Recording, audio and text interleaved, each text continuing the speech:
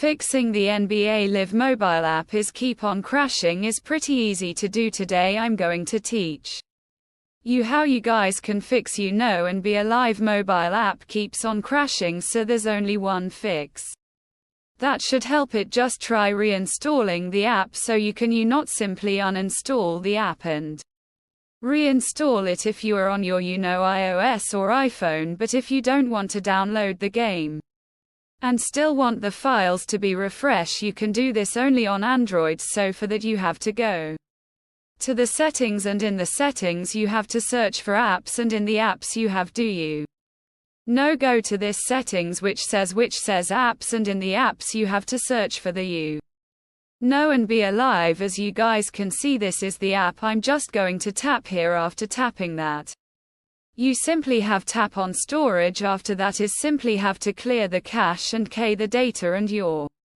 app should be renewed. And if the problem still persists, you can try reinstalling here as well. So that's pretty much it. That's how you guys can do it. Hope it gets find this video helpful.